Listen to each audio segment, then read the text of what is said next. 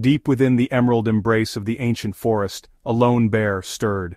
Sunlight, dappled and green, danced upon his thick dark fur as he lumbered through the undergrowth. He had wandered far from his familiar haunts, drawn by a scent, unfamiliar yet alluring. The forest floor, a tapestry woven from fallen leaves and moss-covered stones, muffled his heavy tread. Towering trees, their branches heavy with the weight of centuries, whispered secrets to the wind as he passed. A symphony of birdsong filled the air, a chorus of sweet notes that echoed through the silent woods. Deeper and deeper he ventured, the scent growing stronger with every step.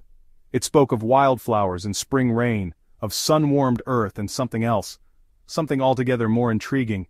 It beckoned him forward, a siren song in the stillness of the woods. In a hidden glade, bathed in the golden light of afternoon, a pool of water shimmered like a shard of fallen sky. Its surface, still and glassy, reflected the surrounding trees with perfect clarity, a mirror to the heart of the forest. And there, amidst the water lilies and the reeds, a woman bathed. Her beauty was the stuff of legends, ethereal and captivating. Her hair, the color of spun moonlight, cascaded down her back in silken waves, trailing in the water like strands of riverweed. Her skin, kissed by the sun, glowed with a radiance that seemed to emanate from within. She moved with the grace of a woodland spirit, her every gesture fluid and effortless. Her eyes, the color of the summer sky, held a depth that spoke of ancient wisdom and a connection to the very soul of the forest. She was one with this place, a creature of myth and magic. The bear, drawn by the intoxicating scent and the sound of gentle splashing, emerged from the trees at the edge of the glade. He paused, his massive head cocked to one side, his dark eyes fixed upon the scene before him. Never had he encountered such beauty, such tranquility. He was captivated. He took a tentative step forward, his great paws sinking silently into the soft earth. The woman, lost in her ablutions, remained oblivious to his presence. He moved closer, drawn by an irresistible urge to be nearer to this vision of loveliness. He reached the water's edge and lowered his bulk onto the mossy bank, his gaze never leaving the woman in the pool.